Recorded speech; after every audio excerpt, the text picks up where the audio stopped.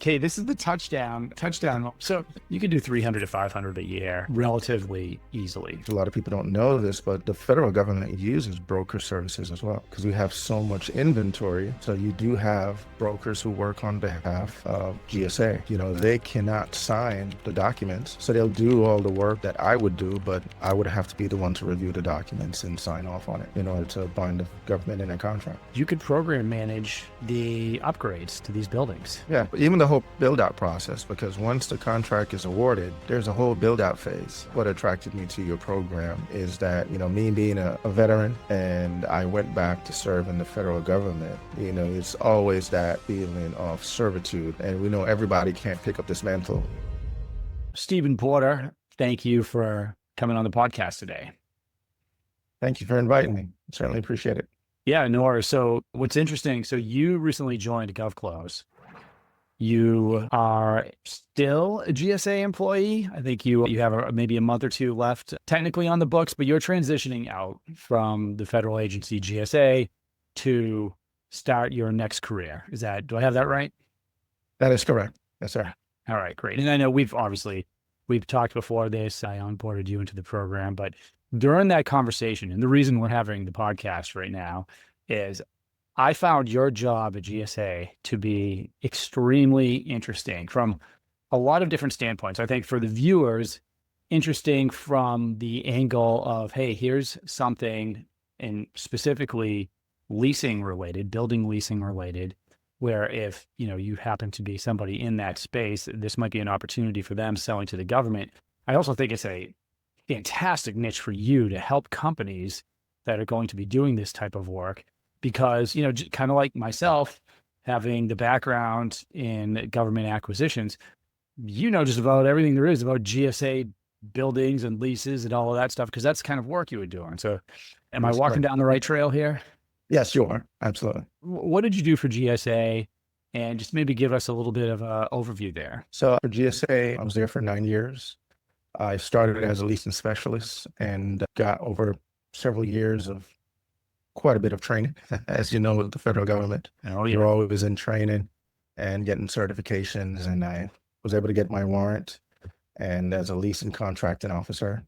So basically what I did oversaw the process of acquiring lease spaces for the federal government for several different agencies across the board, including SSA, FBI, IRS, you name it. We pretty much touched every lease in that regard.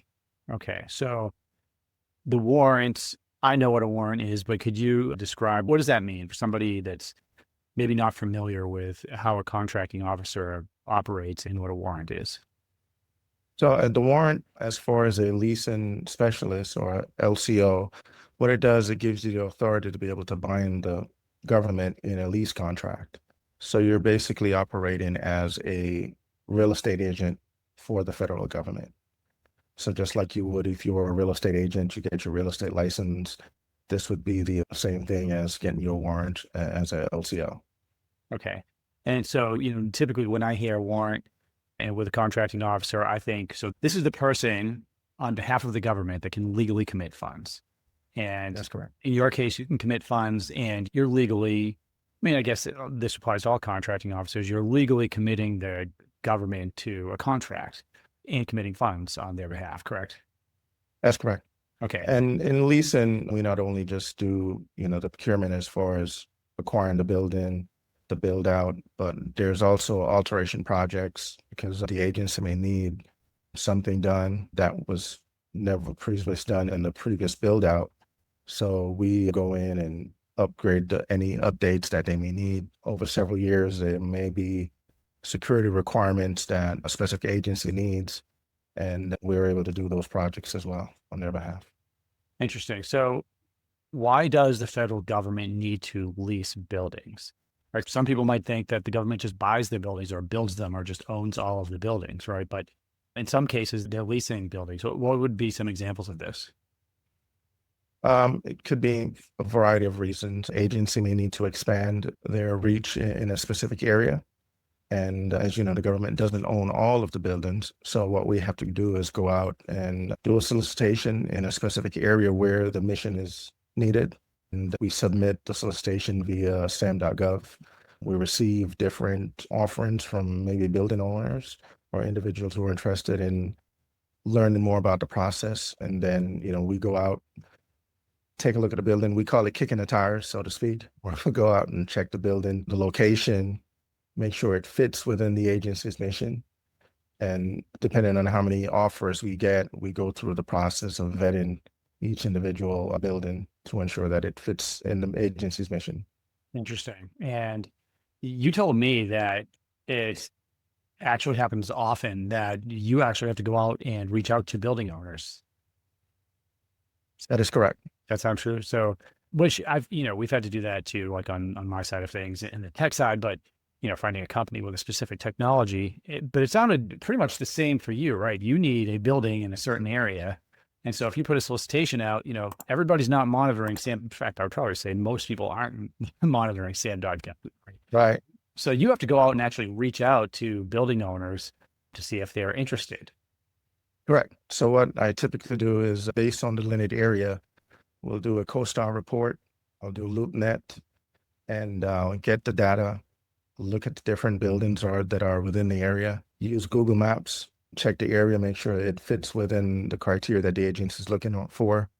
Based on the agency, if it's a security agency, they're obviously going to have specific requirements. And then I reach out and do cold call these individuals, let them know who I am, ask if they're wanting to submit their building and do business with the federal government. I would imagine that's a positive call. Typically, everyone gets hit by these cold calls now and then, but if it's the government wanting to make a purchase from you, that's typically a really good sign. I tell people that's like the best position you want to be in if you're selling to the government. Hit your door. Absolutely. You mentioned too that it's not just leasing the buildings, but you said sometimes there's repairs or alterations. Is this the government making an investment in somebody else's building to make it usable for them? Absolutely. And how does that for the agency? Yeah, how does that work? Like let's start. I was going to say, like, what if the government invests, a couple $100,000 or $1 million or more in a building and putting like the security things in place, but then the lease is up in 5 years or something, right? Like, so do they just leave that in place? Does the building owner have to pay for that or reimburse the government for that? How does that work? No, they don't know. Actually, that helps them to be able to market their building even better. Yeah. To know all the upgrades, because like you said, sometimes we spend up to $1 million or more upgrading these buildings, especially if it's a security agency, the type of walls that are put in and security features that just makes their building even more marketable. Is it only building owners, or is there an opportunity here for maybe commercial real estate people? They are. But typically when we do these leases, and that's what I educate a lot of people on, because sometimes I get called just from individual because they may see the solicitation online and they're like, hey, I want to submit a building, and our contracts are done specifically with the owners of the building. Sure. Now you can work as a middleman, so to speak, but everything that we do is directly with the owners. Yeah. Because in the event that something happens, that liability falls on the owner of the building. Yeah. I mean, it's funny that the word middleman is kind of a trigger word for me, right? But typically when people are talking about middlemen online, what they're talking about is, somebody finding a solicitation on sam.gov, and then like if it was for, dry cleaning or, fitness equipment or something, whatever it was for, and they go find the fitness company or the dry cleaning place, and essentially they're submitting a bid, and the middleman would be the prime. So that's why I always tell people there's no such thing as a middleman. You're a prime or you're sub. Right. And of course, I think that's a terrible business strategy. But in this case, what you're actually saying and what your message would be to those people is your contract is not going to be with the middleman. The middleman is never going to be a prime on one of these leasing contracts, because how could it be, right? Your agreement is with the building owner. Now, that I guess kind of breaks that middleman idea. But the angle I'm thinking about is, for a real estate agent, real estate agents are middlemen essentially, right? And in the country and in the states, you get licensed as a real estate agent by state. And so we have commercial real estate agents, and, they represent the owners of the building. So I was wondering, in the federal case, if the federal government's leasing a building, could a commercial real estate agent come in and do what they always do, which is negotiate the lease for their client, the building owner? Is that a viable path? Yeah, they can still represent the owner. We just Okay. need a letter stating that the owners authorize you to act on their behalf.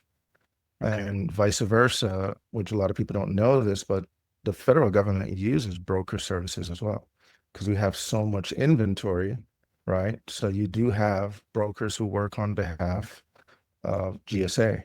They cannot sign the documents, right? So they'll do all the work, say that I would do, but I would have to be the one to review the documents and sign off on it in order to bind the government in a contract. I want to take a quick second to talk to anybody watching this that's interested in starting a government contracting business or starting a new profession in government contracting. The students that graduate our program, they go on to start their own consulting firms, winning high dollar consulting clients. They go on to land high paying salaried positions as account executives with companies that sell to the government. I'm so proud of the people that have gone through our program. And if you are considering either a job or a business, and by the way, some of our students are doing both, as I did, they're running a consulting business and they'll have an account executive job. It's transforming their lives. It's bringing true wealth to them and their families. Back to the video. What you're saying is that for real estate agents, that GSA actually uses, now you use the term broker, right? Real estate agents. Correct. You work for a brokerage, but no, it is the broker that usually has a contract. So you actually hire real estate agents, GSA meaning would hire real estate agents to, and I'm assuming commercial real estate agents to. Correct. Absolutely. And what are they doing? But I'm trying to figure out what this reversal is here.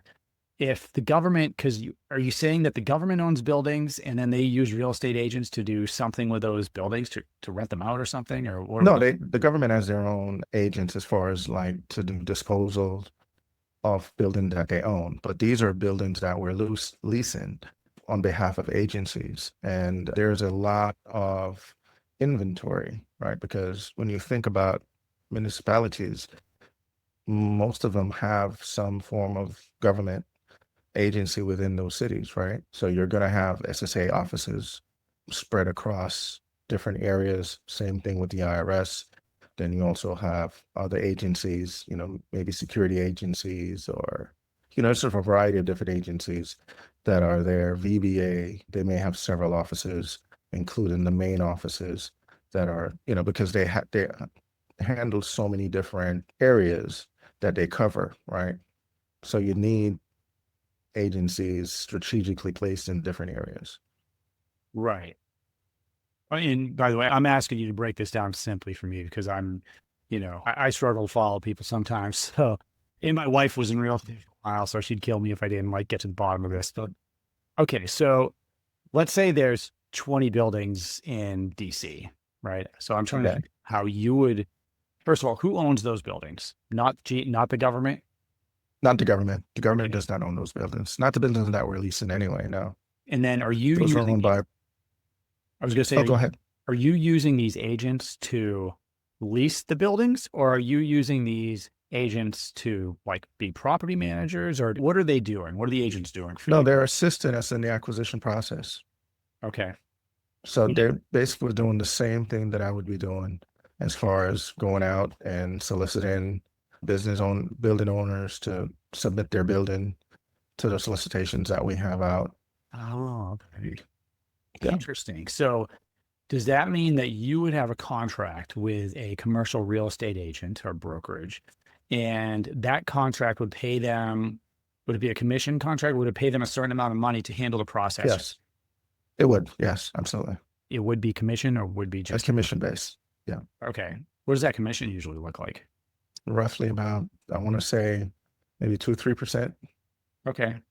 Interesting. Well, I mean, look, most places, if you're getting half of the deal, you're getting 2-3%, right? So interesting. So you could have a contract with, now is that contract exclusive?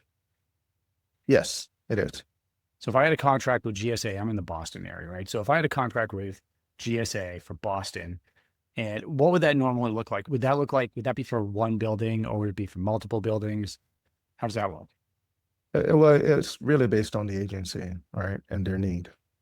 So we're targeting a specific area where we feel like the need is for this agency to operate their mission. And then we're looking based on that delineated area, we're looking at a cluster of building and we filter it down to find specifically what fits the agency need, Mm. right? So that's how we dive down, you know. So it could be for one building, could be for a cluster of buildings. And so if I was the commercial real estate agent, you might tell me, hey, I need 3 buildings with roughly this kind of square footage. Maybe one of them needs handicap access. One of them needs like either security parameters or the ability to install them from the government. And then I would do my scouring and I would bring you potential candidates for that. And you would then go and take a look at each of the buildings and make your choice. Yes, we'd ensure that the building fits the criteria as far as the space, location, all the different needs that the agency may have. Mm. And then once we determine that, then we also negotiate on price. And, obviously it's got to be fair and reasonable, but we also understand that every market real estate is different, right? So depending on if you're in the rural area where you may not have a lot of choices versus when you're in a major city where you have several opportunities, right? So it just depends on what area you're operating in. Right. And that's great. I mean, so you're right, because the square footage cost here in, Massachusetts is going to be a lot more than it's going to be in, New Hampshire and the White Mountains, for instance. And then, of course, you start looking at DC versus like Alabama or something like that, or Georgia, the cost is going to be, a lot different.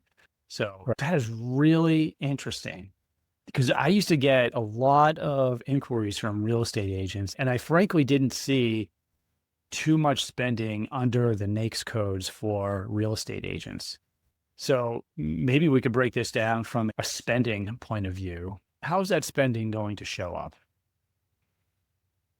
So in regards to that, the way it's broken down, it's if, say, for example, if it's not an existing building, this is a new solicitation. We're going full and open competition, and this is a brand new agency that we're standing up in a particular area.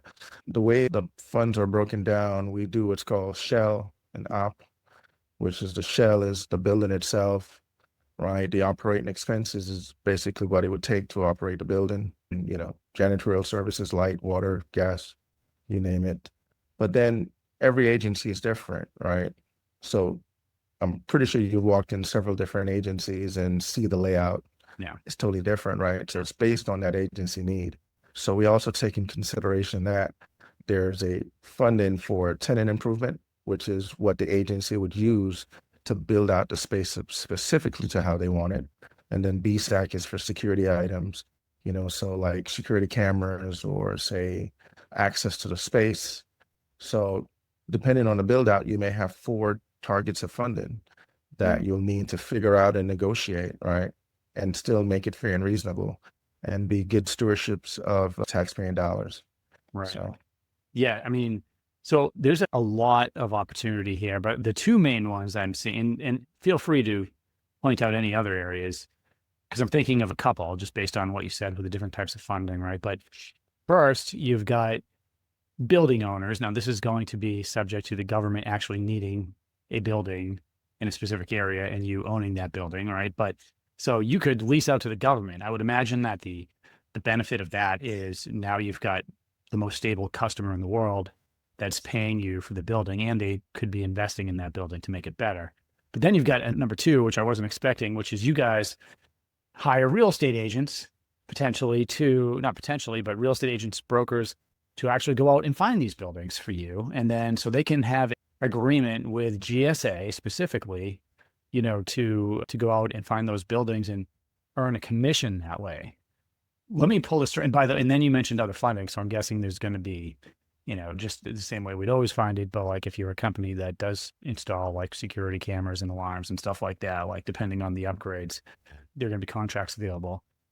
And then I want to go look at USA spending with you here in a second, but let's peel this back another way, right? Because you're in the program, so you know how I approach this, right? Like we are trying to find these opportunities as far ahead of the solicitation as possible, right? So in the case, and I know every case is different, but when you're looking at leasing buildings in an area, am I going to see something like a source of SOT or an RFI come out for an opportunity like that? Yes, you'll see an opportunity on sam.gov say the agency government is looking for space in a specific city, in a specific state, and they'll list the square footage that it'll need. One of the things, and what I didn't discuss before, there's several different programs that they use. And, things have changed over the years where we've automated a lot of different things. So one of the programs that they have is called AAAP, Okay. right? And it's an automated system where if someone sees a solicitation and they decide to submit their build-in, the system automatically evaluates the information that the owner submits. And once the system looks at it and the criteria, they submit their pricing up front. So they'll let you know what, they're going to charge for shell and operate in, or typically with BSAC and tenant improvement, that's an allowance that's given based on the agency, right? So it's based on their square footage. So you know that up front. So I'll give you an example, say, and you can use any specific agency, but say they're being given $50 per square foot for tenant improvement. Okay. Based on that, you'll multiply that by the square footage, and that will give you the total amount of allowance that they'll need to build out the space. Now, as you know, in construction, yesterday's prices is not today's prices, right? So things are going to change. So based on that funding, sometimes it always increases, right? And they have the ability to go back and request more funding if that's needed in order to complete the job. Yeah. Right. So there's a lot of nuances that are involved. So essentially, once you are able to find a building and win that particular solicitation, there's also the other part where you go into the project management phase of the build out. So you're there we call it cradle to grave, right? So you're not only negotiating and assisting with getting the lease contract awarded, but then once that's done, you have a blank canvas of a space that you're now going to need to build out specifically to that agency's need, right? So that's a whole nother part of it that we, we haven't gotten into. Yeah. So the build out, are you typically, because you mentioned project management, is that typically going to be a construction company and they win a contract and that comes with a program manager? You just include that as a requirement and they provide that, or is that something else? The building owner would actually provide that. They would have to go out once they're awarded a contract. They have to go out and find at least 3 or 4 general contractors that can bid on the project. So they'll be given the scope of work, and then they'll come back and they'll provide that information, and we take a look at that and ensure that the numbers are fair and reasonable. Mm-hmm. And then based on that, they'll say, okay, this is the person that we're going to go with. And then for the rest of the project build out, that will be the general contractor that they use. So that's typically how that part works. Is your contract with the building owner, or is it with the construction company for the build out? It's the building owner. Oh, it is. Okay. So the building owner is the prime contractor. And so you put together a contract with him, and then he's going to sub out the construction work, essentially. Correct. Absolutely. And you're just overseeing each phase until, everything is done and the keys are turned over to the agency. Or the building owner that is doing that, is he going to or she, are they going to be able to take a piece of the construction part? Like, so for instance, if they're program managing it, I would imagine they could charge a program management fee for monitoring this whole construction phase. Absolutely. Yeah. I mean, and you could see, I would imagine a lot of these building owners also have construction crews that work for them, and then they can charge, any fully burdened rate is going to include, profit in there too. All the companies are sneaking it in there somehow. So there's actually lots of ways for building owners. There's lots of ways to profit off of this. For real estate agents, there's ways to profit off of this. And I'm trying to think of this from their perspective, meaning the agents, because there's so many real estate agents out there that are always looking for like a secret path to, or a path to a contract or a lease that is maybe less competition or maybe something they can do to get ahead of the competition. Right. So if I'm looking for sources sought potentially then that could, and then for anyone watching, you have a solicitation comes out, that's an RFP or an RFQ, request for proposal, request for quote. That's when you're writing a proposal. I advise in most cases that we are trying to find opportunities way before that solicitation ever comes out. Solicitation comes out, that usually ends the market research phase. But if it's a source of sought or RFI, now it's ahead of that. And now I can have a conversation with you, right? So that would be one way, is if a source of sought came out and I was an agent or a building owner, I could then reach out to the government, to GSA, and try to, influence my way in there.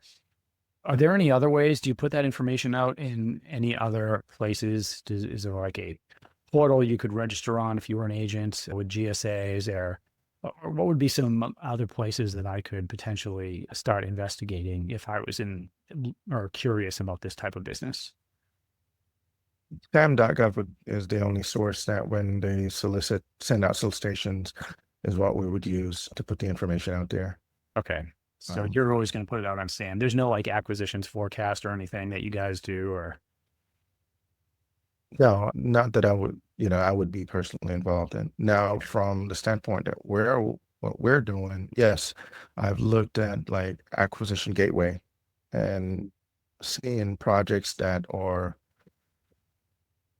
the government needs to get done, but just haven't been, the market research phase hasn't been completed and they're requesting information in regards to that. So that's something that I've been using some of the things that you have taught me to go out and find information like that where I could, potentially start now speaking to companies that are out there to say, hey, listen, this is a need that the government has.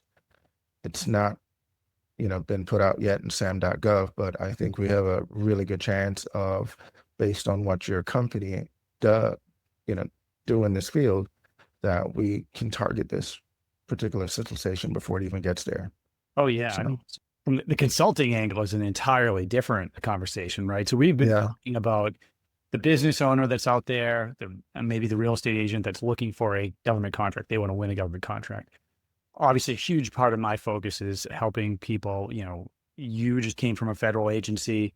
And of course, if you have that federal or military experience, it gives you a big advantage in selling to the agencies or understanding at least the agency that you might help a company sell to. So from a consulting standpoint, but of course, you're in a different, universe here because you actually come from that contracting background as well with a very specific niche. So for any of the companies out there, like you are the absolute person to talk to if they want help winning one of these leases with GSA, any of the things that we talked about, the building modifications and all of that. So, right out the gate, you have an amazing niche that you can help companies with, you could help agents with. There's a lot of different things that you could do there and provide benefit. I mean, it's really exciting, actually. One thing I wanted to do though is take a look. Maybe me and you could, since you're going through our program, we spend a lot of time on the data, right? Just take a look yes. at USA spending while we're on here. So if I was to want to look up some of the spending for real estate, you know what I mean? Specific to what we've been talking about with the leasing. Now that I have you and you're the expert on here, you can help me navigate this a little bit, right? So a lot of people know that I like to go back, usually, 4 or 5 years. 4 years. Yeah, I like to stop at 22 just because we had the COVID years in here and 21 and 20 for anybody that can't see that. So I'm going FY 25, 24, 23, 22. So fiscal years begin October 1st, the end of September. Typically, what I would do after this is I would start with either a NAICS or a PSC code. What would you recommend? So let's see here. Let's go with Nike's code. I'm actually on there too as well. Okay. And we can do construction or I'm looking specifically for that code that we can plug in here. Because I know there's real estate codes that I've typed in here before. And that's a breakfast. Look at this. Like, for anyone out there that like thinks the government doesn't buy what you sell, like, I'm looking for real estate breakfast cereal. I mean, what the heck? I mean, what don't they buy? Let's see here. So I just typed in real estate credit, investment trust, rental, and leasing. Office of Real Estate. Here we go. I'm specifically looking for, Yeah, because normally what I would be doing is I would start clicking on these and start looking at the spending and seeing what makes sense, what doesn't make sense based on some of so the you can look contracts. under 5311. Okay. Use that. All right, let's try that one. Let's hit submit. All right. So for anyone watching, I mean, I've done, I don't know how many YouTube videos and trainings I've done on USA spending, but what we have in here, these are the actual contracts that have been awarded under that code. And if this is like just about every other industry, this is just giving us a sample of some of the contracts that have been awarded. For what we're talking about with leasing, I would imagine that some contracting officers may use different codes. You know, maybe they lump it under construction or some other leasing thing. But this is going to give us a sample, right? So contracts, specific ones, and these are going to be the companies, some of the companies that are winning those contracts. And then, now here's where I'm glad I've got the man from GSA online here. We talked a little bit about this before we started recording. We know that GSA is heavily involved with leasing and real estate and whatnot, right? We know GSA is an agency, but GSA is also, they're kind of a middleman, right? So they handle the contracting process for a lot of things for different agencies, right? So we kind of have to look at GSA from two standpoints. When you look at this, right? And I had the guy that built this tool on, and actually I didn't interview him on the podcast, but I did have a 30-minute conversation with him. So I'm trying to convince him to get on this podcast and, you know, answer some the questions that the people have here. But I've seen a ton of spending here on, maybe not a ton, right? But so this is over the past 4 years. Department of Health and Human Services, DOD, but going down here, then at GSA, we see 91.86 million. So when you look at this, do you think that this represents all of the contracts that GSA was with? No. Okay. What do you think's on here? Yeah, I think it's a lot more than that, because you have individual projects that sometimes are $25 million contract value, right? And that's just one project. So I know it's definitely a lot more than that.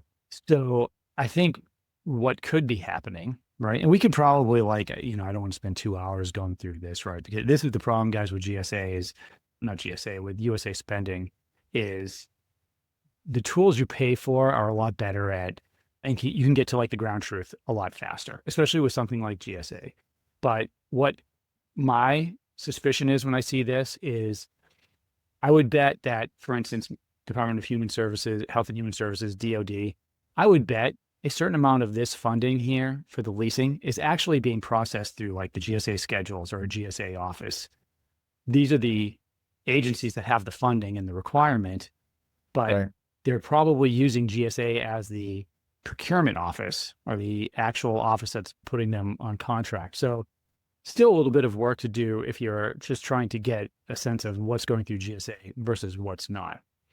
But, you know, if we look down here, we can see, so in 24, it's saying 570 million. So the first question was just about the different agencies, but now my question is going to be, and this is just how I think when I'm going through the spending research for anyone watching. So what my thought process is that there's going to be more than $570 million that was spent in 24. I'm guessing. I don't know. I would agree. You think so? Yeah. And the reason I think that is because even real estate aside, my thought process is that there are several NAICS and PSC codes and just contracting officers using different ones for different things that naturally some of these are going to end up under some of those codes. So I'm going to assume there's actually more spending than this. But I think specific to real estate, I would think, especially when I see like a year here where there's twice as much spending, I would imagine we are seeing something like multi-year contracts or multi-year lease.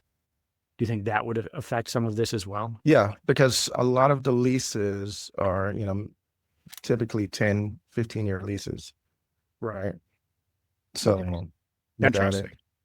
Right. 10 or 15 year lease. Does that mean if I'm a building owner? Well, I know what that means if I'm a building owner. I wonder if I'm a real estate agent and I have a deal with the building owner, just like I'd have a deal with somebody that owns a house, and the real estate agent would represent them and take 2 or 3% of the final sale. I wonder, in commercial leasing, I know there's a bunch of rules that are different than residential, but I'm wondering if that means for 10 years they're going to get paid a commission, or exactly how that shakes out. And that, I know, probably doesn't have anything to do with GSA. That's probably between the agent and the building owner. Yeah. And that's something that they would have to negotiate, right? You've got to be a pretty good negotiator. Oh, shit. Well, guys, if you're in commercial leasing or real estate, I'm not an expert on that. And I know there's a ton of laws and stuff that I don't understand, but there's an opportunity here for somebody that wants to get involved. That is for sure.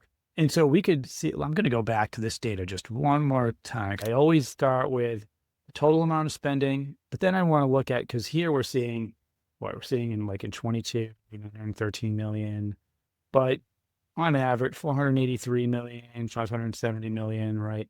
And also we know there's 5 and 10 year contracts that's going to make these numbers differ a little bit. But I want to know how much is going to small businesses. So of that, 400 to 900 million a year, what are we looking at? Let's see. So we click on small business. And I may cut some of this out for the final video. Well, this is interesting because this number is about half, right, of what's. So that means, at least with Health and Human Services, 50% of that is going to small businesses. And then let's take a look at year over year. Yeah, so this was around, what was it, around 900 million or something. When this is in the video, we'll see. But I would say a significant amount of this is going to small businesses just by the look of things here. Yeah, I would agree. Yeah, I see. And I mean, that would make sense, especially if we're talking about maybe someone that owns a specific building. That doesn't necessarily mean you're a large business. And if we're talking about, well, I guess we're really not, this number isn't representing the agents, the real estate agents that are involved, but part of that number could be going to any commercial agent that's kind of represent. That's a great niche for either a commercial real estate agent, or hell, man, you might want to get a commercial real estate license and just do the whole thing, right? Hey, I'm going to do the consulting thing, and that's a lot of work, though, right? So there's plenty, it would be, plenty to go around. I am also a real estate agent. Actually, I became a real estate agent before I joined GSA. I was going to get to hey, this is the touchdown. So this is an amazing. So you wouldn't even need your real estate license to pull in a serious amount of money consulting here, just like everybody else in the program, right? Like you, as a solo consultant, maybe with the VA, you can do 300 to 500 a year relatively easily. But now, not only do you have the knowledge, like this is and everyone watching, when I talk about these different niches in government contracting, there's so many niches, we couldn't even possibly cover them all here. I talk a lot about sales and BD. This is just one subset, a leasing niche where we're talking about billions of dollars in spending because there's more than we're seeing here.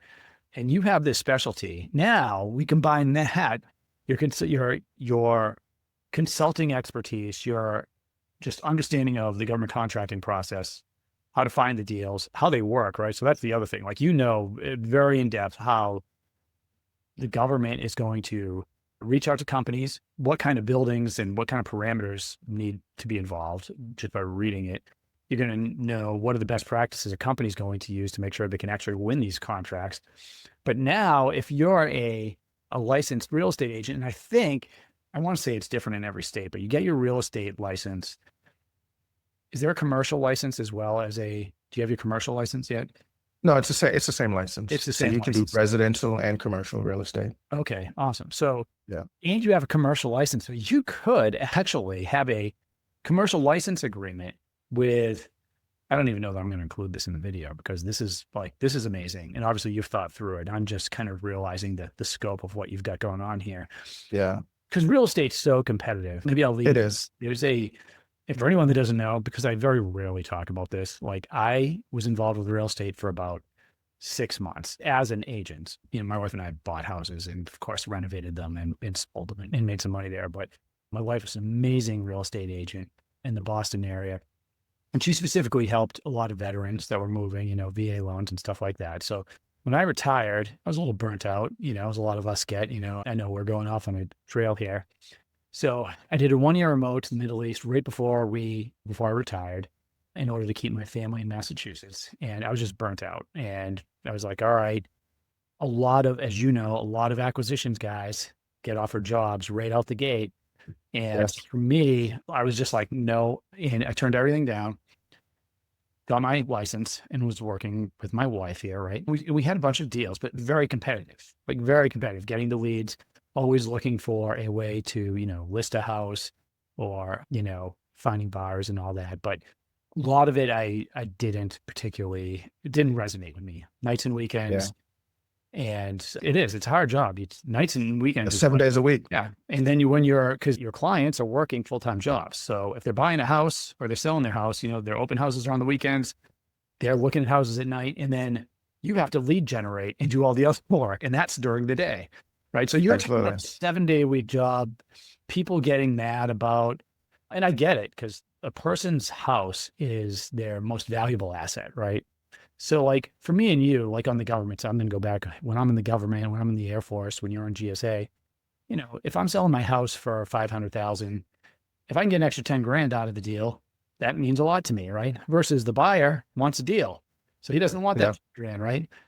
That could be an email between like 8 different people that goes on for days and calls and people getting emotional. And I just remember thinking, as I was getting into that and we had a lot going on, I was like, I was managing like multi-million-dollar contracts for the government, billions of dollars of stuff for the overseas FMS program. And I'm like, never was somebody on the phone crying with me at 8 at night, Right. Friday night over anything, right? Like at 5 o'clock. I mean, yeah, we worked long days too, but I mean, it just, for a much more massive spend, there was way less drama in arguing and all that. So it is, when I sold my house before I bought this house that we're currently living now, we literally had to stop people from coming to take a look at the home.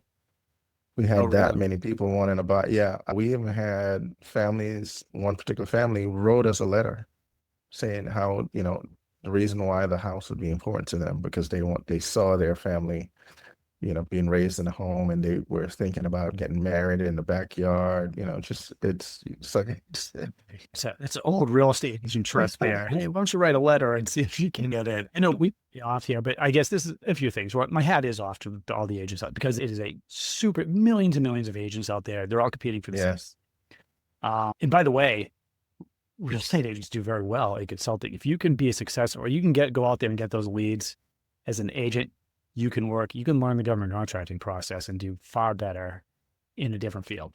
It's not for everybody, but for you now, right?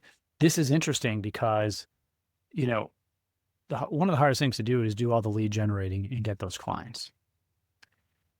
Government contracting, so few people understand it, and it applies to almost every business out there that part of it's comparatively pretty easy.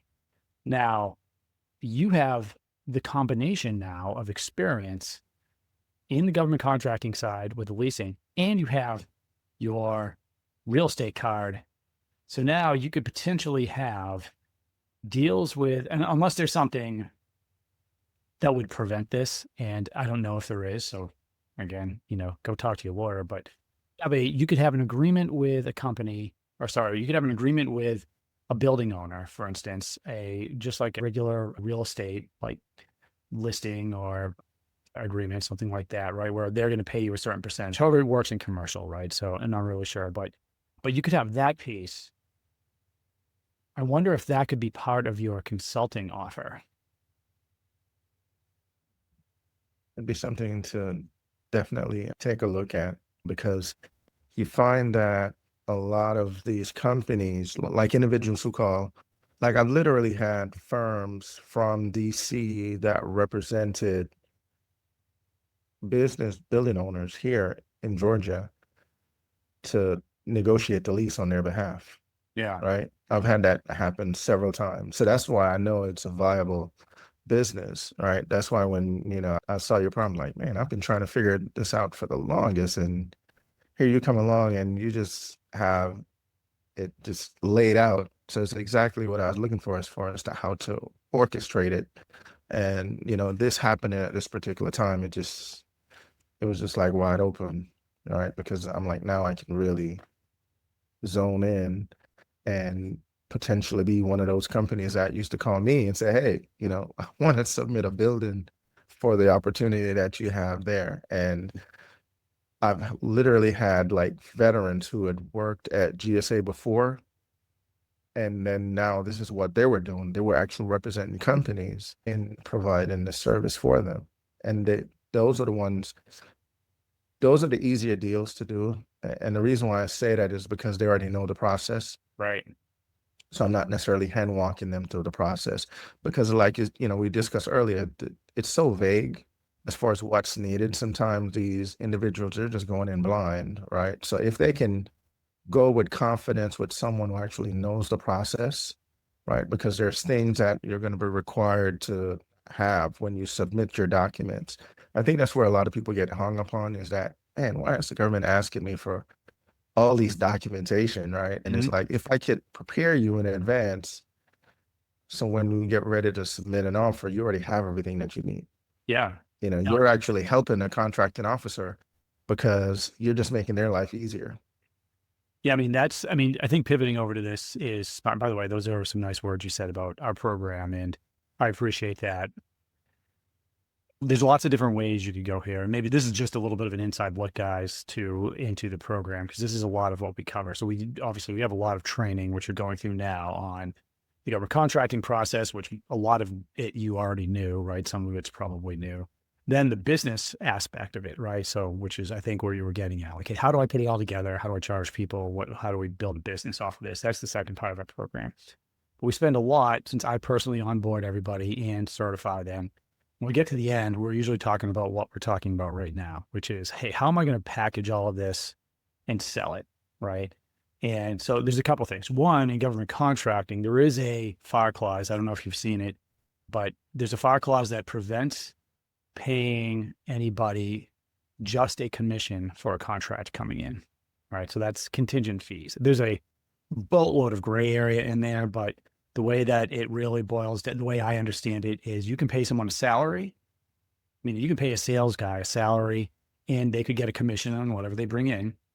There is an agency clause where my interpretation is you could pay a consultant a fee to help you with your sales and all of that. And you could include a commission as part of that as well. Every solicitation is different. So you always, companies out there, you need to be cognizant of that. But there is if there's the most direct thing in there about commissions or contingent fees, is that you will not pay a contingent fee to someone if that's all you're paying. So you're not going to be reimbursed just for bringing somebody a government contract in. The point of the clause is they don't want anyone using undue influence to bring contracts in, because government contracting, the majority of the reasons for all of the thousands of pages of federal acquisitions regulations, at least one of the main reasons is, hey, these need to be fair and open. And we want to have transparency in government contracting. It needs to be fair and open. Now, on the other hand, all of this regulation has made it enormously complex. And that's where you come in, right? So now you have, first of all, an amazing amount of street cred out the gate, right? So like, people are going to want to work with you because who understands this better than you? So you can sell your services for a fee, and you could have a package where you're just helping them with the paperwork, like you're talking about, right? Like, you could do the paperwork for them.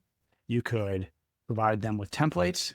You could review it after it's done, just like anybody in proposal writing would do. Right. You'd have like escalate, usually 3 levels of offer. Now, but you could also, so that's just one thing you could be doing. You might not even want to do that piece of it, right? But you could charge a lot for that. On the other hand, you could also have companies, so like either building owners or potential, and I'm just thinking just specific to this leasing thing. You could have building owners that are involved with leasing, or maybe some of these firms that are involved with, trying to, negotiate leases and, that represent a lot of building owners. You could consult for them. And so your package with them could be for a lot of different things, helping them find the opportunities. Again, you could, when you do find them, what's the process? So you want to find them early. You want to help them be more competitive. Maybe you can help them in some cases avoid competition. I don't know how often that happens, but the fact that you are reaching out to some building owners tells me that, look, there's only so many buildings out there, right? Right. And if you're reaching out to the building owners, what you could potentially do is have a fee plus commission structure, as long as it was legal. And I think it would be, if they're paying you a fee and you had to do whatever, right? It could be putting the plan together initially. It could be, hey, how much spending is, I don't know where they own buildings, but, if you're looking for a 5 to 10 year lease for some of the buildings that they own, could be the plan. It could be a plan plus the paperwork when you do find right agency. Could be setting up meetings with the government for them, coordinating the government visits, making sure that they're, so that, there's a whole list of things that you can do to help them be better positioned, and I do like the fact too, that there's a commercial real estate agent part of this. And that's the part that you're going to have to do the research on, right? Which is, so the laws on real estate, because there's laws that govern that. And that's why I'm being careful here, because there's laws of federal contracting.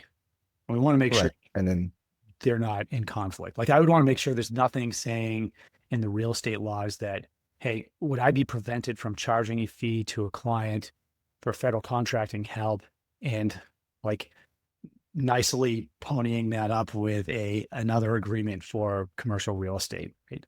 There probably isn't, because they're two different things. They might even be two separate. They'd probably be two separate contracts for you. There's another piece here too, by the way, right? There's so many different areas, and you're just going to have to see what you want to do and what people will pay you for. But you could program manage the upgrades to these buildings. Yeah, even the whole build out process, because once the contract is awarded, there's a whole build out phase, right? Where you have kickoff meetings where we discuss, how particulars of the contractor will work. If there are going to be change of orders, those are done by the contracting officers, like as far as when it comes to spending, everything has to go through the contracting officer for approval. Right. But during the meetings and any upgrades that you find that there might be changes, business owners, they're not familiar with that language. They're not familiar with that process. Right. So, because remember, I told you once you gave me the idea, I actually reached out to a couple of business owners, and they're like, yeah, absolutely. Do you do this? Do you do this? And I'm like, yeah, I'm very familiar with that. Yeah, and that's the thing, right? This is what's going to be hard for you, and what's hard for me is it's other people. It's not going to be trying to find like the thing that someone will pay you for. It's just focusing on one thing, so you're not alone. Right. Yeah. You can help software companies, sell to the government very easily, because you understand the FAR and the process. And by the way, you'll do a bunch of stuff and you'll figure out what you really like to do.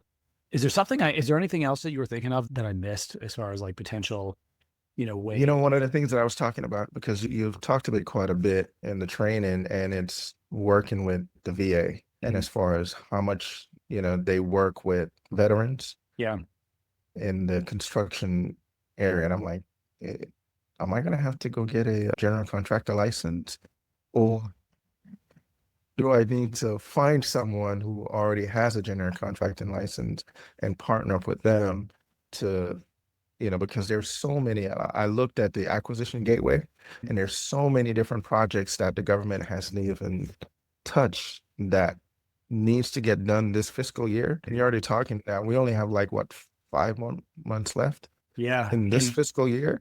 And everybody, and maybe you're seeing something similar, but like, so I'm talking with all my bros and sisters on the federal side, And what I'm hearing is that like people, especially now, like Elon's taken a step back. I mean, like new presidential year is always going to be, there's going to be some transition delay, new Yeah. priorities. But this year in particular has been very loud, so many executive orders. And then you got Doge.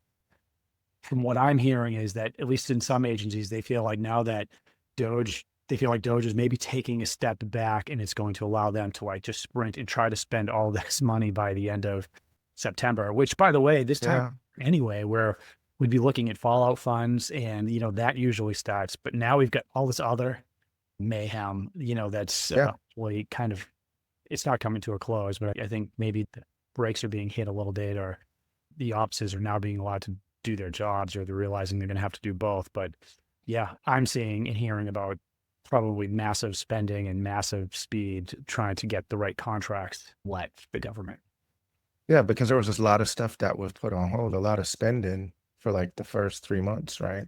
Yeah. Weren't able to, do anything as far as contracting it was concerned. So now you have, you know, all that backlog of stuff that needs to get done, right? People need help. And yeah, we still got to serve, the public. And that's one of the reasons, honestly, I wanted to say this too. That's what attracted me to your program is that, me being a veteran and I went back to serve in the federal government, it's always that feeling of servitude, right? And we know everybody can't pick up this mantle, right? But once you've gone down this road, you understand it. And it's fulfilling to know that you're doing something to help, right? And assist because we go through our everyday and we don't even realize the importance of what, you know, working for the government. And it is a sacrifice, but you just get a fulfillment when you do this. Like I was telling Luke when we were doing our meeting, I said, because he asked me, and I was like, listen, I still feel like, because he's like, why do you want to do this? And I said, I still feel like I have more in the tank. I still want to serve. Yeah.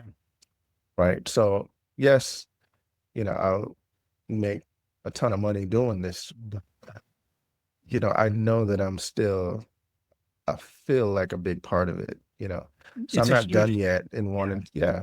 you shouldn't be down, And if we didn't even touch on your veteran service. I mean, we'll Yeah. do another follow-up podcast in maybe 6 months and see where your business is at. But, Yeah. when I was talking about like the brief spell I had in real estate, it was for me, it was a breath of fresh air. When I realized I didn't really like doing that kind of work, I kind of lucked into this because the companies that offered me jobs, when I turned them all down months later, they turned it to like consulting offers. Like, hey, Rick, like we'll pay you Yeah. to go to this meeting. We'll pay you to do. I was like, oh, that's a thing.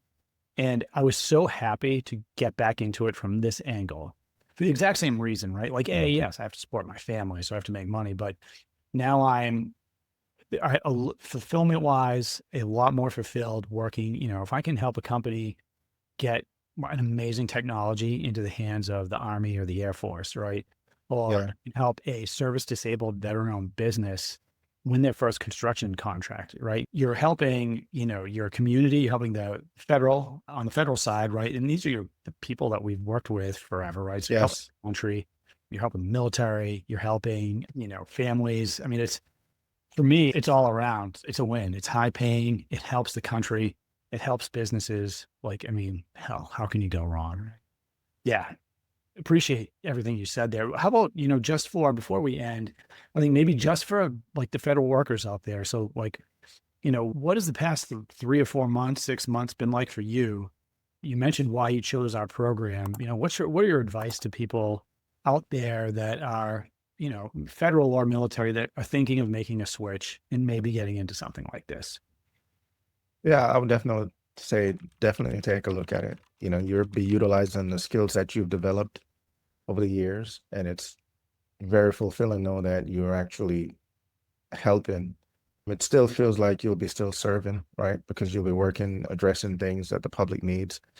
And I just feel like on this side, you're not necessarily, it's not that your hands were tied, but there were things that you weren't able to do that now you can.